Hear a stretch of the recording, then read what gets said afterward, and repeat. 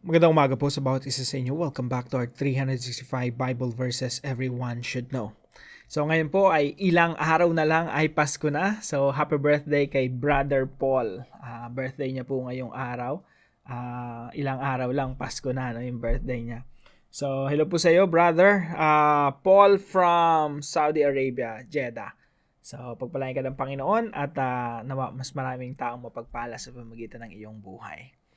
So, tutuloy po natin yung ating talakayan patungkol po sa First Christmas, celebrating the true essence of Christmas. Napakalaga po nito kasi ang bilis nating maging biktima ng commercialism. Na yung Christmas kasi highly commercialized eh. Anong kinalaman ni Santa Claus sa Christmas? Anong kinalaman ng Christmas tree sa Christmas, no?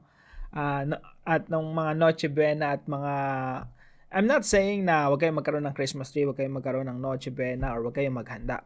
What I'm saying is we have to go back to the reason for the season. Celebrating the true essence of Christmas. Ibig sabihin nun, pwedeng wala kang material na bagay, pwedeng wala kang 13th month pay, no? Pwedeng wala kang love life ngayon, no? Ang lamig ng Christmas mo, wala kang love life, wala kang boyfriend, wala kang girlfriend. That's fine. As long as you are celebrating the reason for the season. And that is the Lord Jesus Christ. So, itong mga nakaraan, tinignan natin yung first Christmas from the perspective of God the Father, the sender, from the broker, yung angel, si Angel Gabriel. And today po, we will look at the first Christmas from the perspective of the vessel. Sino ba yung vessel? Now, yung vessel po dito, ibig sabihin po kasi ng vessel yung carrier, no? Kumbaga, container, lalagyanan, or daluyan. So, yung vessel po rito ay si Mary, no? From the perspective of Mary. Kasi sa kanya dumaan yung Son of God, pumunta sa kanyang sinapupunan, ipinagbuntis niya, to siya yung nagpanganak. Siya po yung vessel. Now, sabi po rito sa Luke chapter 1 verse 38, maganda basahin niyo po yung isang buong chapter. Kasi marami pong nangyari dito sa Luke chapter 1. Now, towards the end of their conversation, no, yung conversation ng angel tsaka ni Mary. Kasi si Mary talagang na-shock eh. Biglang may anghel na nagpakita sa kanya, tapos sinabi na yung anak niya, Son of the Most High, na he will inherit the throne of David and his kingdom will last forever. So talagang kamangha-mangha yun. Tapos merong isang mensaherong anghel ang lumapit sa iyo para ibigay yung mensahe na yon. So napakatindi ng experience ni Mary. And then sa verse 38 sabi niya, and Mary said, Behold, I am the servant of the Lord. Napakagandang response, no? And I hope yan din ang response natin pag merong mensahe ang Diyos na ipinarating sa inyo, pinarating sa akin at sa ating lahat, ang sinasabi natin, I am the servant of the Lord. I'm willing to follow. So sabi ni Mary, let it be to me according to your word. Napakaganda, no? And the angel departed from her. Sa Tagalog po, at sinabi ni Maria, narito ako na alipin ng Panginoon, mangyari sa akin ang ayon sa iyong salita. Pagkatapos iniwan siya ng anghel. So yung first Christmas po, from the perspective of the vessel ni Mary, ito po yung una niyang tinitingnan, no? Mary sees the first Christmas as a vessel of Christ. Napakatinding opportunity na yung mother, yung pagiging mother, pagiging ina ng Messiah. Si Jesus Christ yung sentro ng, all of human history. Si Jesus Christ yung sentro ng universe. For by Him and through Him and for Him are all things. Ibig sabihin sa pamamagitan ni Kristo, nalikha ang lahat ng bagay. Through the Word, Jesus Christ, all things were made and nothing was made that has been made. Sabi po yan sa Book of John. So, in Him, all things hold together. Sabi po ni Paul sa Colossians, no? Kay Kristo, lahat ng bagay ay nasosustain. So, imagine that, no? Tingnan mo yung mga stars sa kalawakan. Kasama yan sa sinosustain sa pamamagitan ng Panginoong Jesucristo na nasa napupunan ni Mary. How come? No? Yung agent of creation. Pag sinabing agent of creation, sa pamamagitan ni Kristo, nalikha lahat ng bagay. All things. And then suddenly, may nagpakita ang anghel sa'yo, sasabihin, yung God, yung Diyos na yon, mapupunta yun sa sinapupunan mo, Mary. The Son of the Most High. He will inherit the throne of his father, David, and he will reign in his kingdom forever and ever. Napakaganda, shocking. So, para kay Mary, wow, no? The first Christmas as a vessel of Christ. Yung unang Christmas para kay Mary, ipagbubuntis niya yung Messiah. Point number 2. Mary sees the first Christmas as a privilege. Pribilehiyo. Sa panahon kasi natin ngayon, pag Christmas, parang oy, bigay mo sa akin 13th month bonus ko. Mga entitled mga tao Well, okay lang naman. Talaga naman may 13th month. Pero, more on pa sa akin Anong makukonsume ko? Anong susutin ko? Anong kakainin ko? Saan ako magpa-party? Kailangan ngayong Christmas, hindi malamig ang Christmas ko. Kailangan may boyfriend ako. Kailangan may girlfriend ako. Kailangan puro akin. Consumerism po ang tawag ron. No? Kailangan masarap kakainin ko. Noche Buena to. Kailangan yung marami akong makukonsume. Pero yung first Christmas para kay Mary, it's a privilege to serve the King of Kings and the Lord of Lords. It's a privilege to be used by God. No, si God yung consumer, tayo yung kinukonsume. Si Mary as a vessel. Mary sees the first Christmas as a privilege. Pribilehiyo po ito na naranasan ni Mary.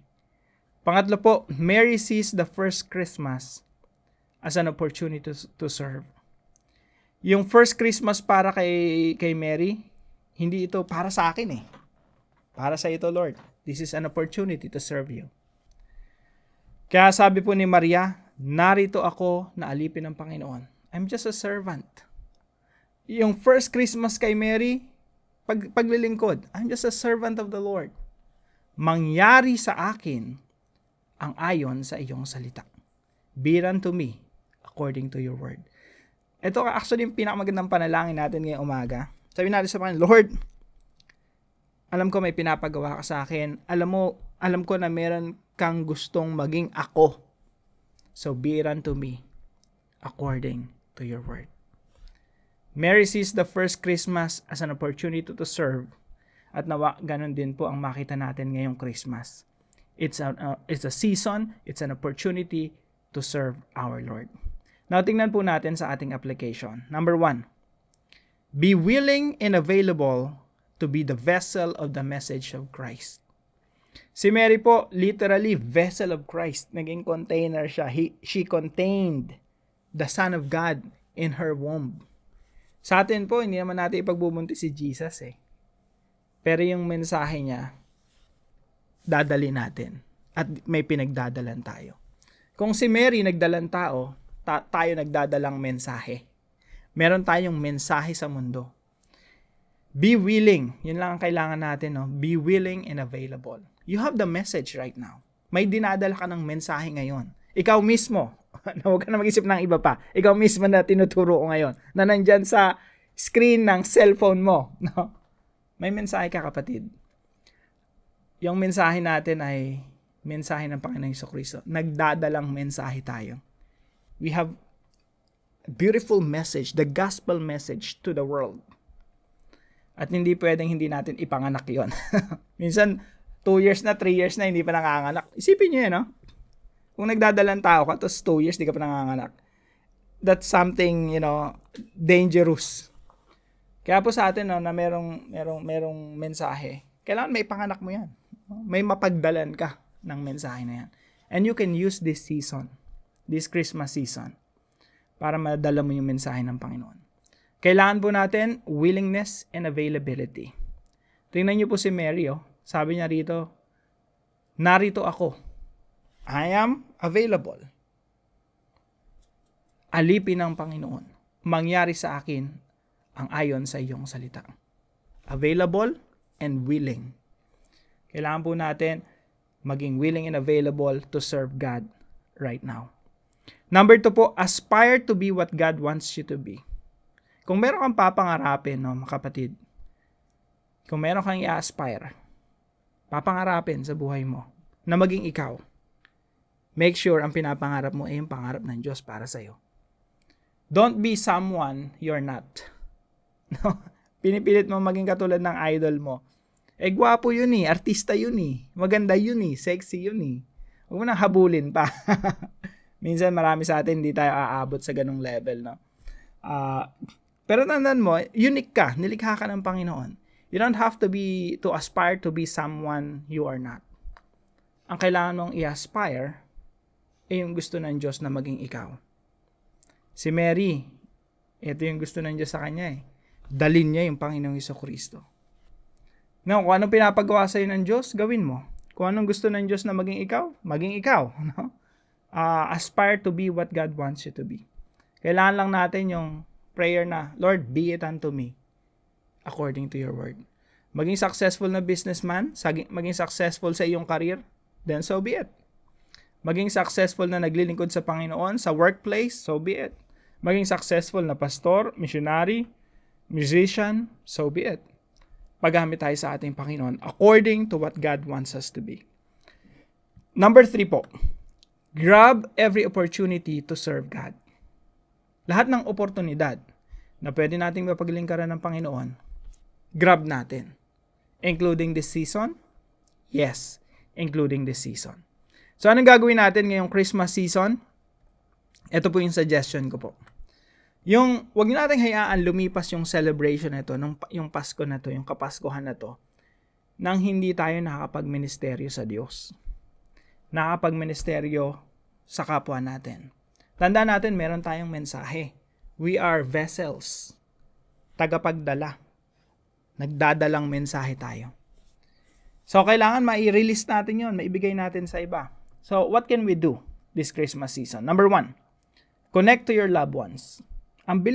Maraming mga reunions na mangyayari ngayon. Connect to your loved ones. Be intentional with your cousins. Be intentional with your friends. Abutin mo talaga sila. Make sure sa mga conversation mo, sa kanila, mabitawan mo yung mensahe ng Panginoong Jesucristo, yung ebanghelyo ng Panginoong Jesucristo. Connect to your loved ones with an intention to reach them with the gospel of the Lord Jesus Christ. Sayang yung season kung hindi natin ito magagawa. Number 2, share the reason for the season. Alam mo ba ba't may Pasko? Pinanganak si Kristo. Bakit pinanganak si Kristo? Meron siyang mission. We are lost and He is our Savior. There's a reason for the season. Share po natin yan. Pangatlo po, lead them one step closer to Jesus. Hindi naman kailangan na tanggapin nila si Jesus agad or surrender nila yung buhay nila sa Panginoon agad eh. Hindi naman kailangan matransform sila in one meeting eh. Kailangan lang po at least one step closer to Jesus. Makahakbang sila. Kahit isang hakbang lang papalapit sa Panginoong Jesucristo through you, through your message. Isa po itong oportunidad para makapaglingkod sa Panginoon. Lead them one step closer to Jesus. Kailangan lang natin gawing panalangin, Lord, narito ako, na alipin ng Panginoon.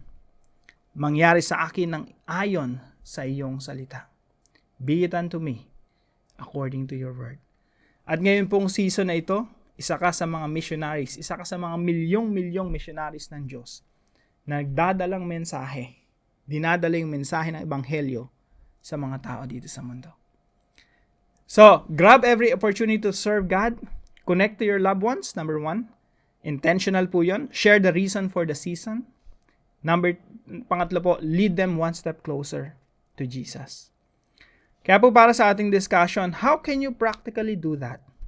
How can you practically use the season to bring people closer to Jesus? Yan po yung discuss natin sa mga discussion group po natin. At para naman po sa ating panalangin, Father, forgive me because many times I do not prioritize the gospel. Sometimes I'm ashamed of being identified as a Christian. But I know deep within me, in my heart of hearts, that it is indeed a privilege to become your child. It is an honor to serve you. So please, from now on, give me the courage to speak, live, act as a Christian. Give me opportunities to help people to come to you. Let me use this season to advance the gospel in Jesus' name. So maraming salamat po sa katuwang natin sa devotion natin ngayon, no? Si Ma'am Cherry Lou. Maraming salamat po sa inyo. Pagpalain kayo ng ating Panginoon, ang iyong buong pamilya. At kung meron po kayong natutunan dito sa devotion natin na ito, ipaalam niyo po sa comment section right below this video. And please don't forget to share this devotion to your family and friends. Ito po ay isang kaparaanan upang mailid natin yung mga mahal natin sa buhay. One step closer to Jesus Christ. So pagpalain po kayo ng ating Panginoon. See you po tomorrow, 5 a.m. dito sa ating daily devotion.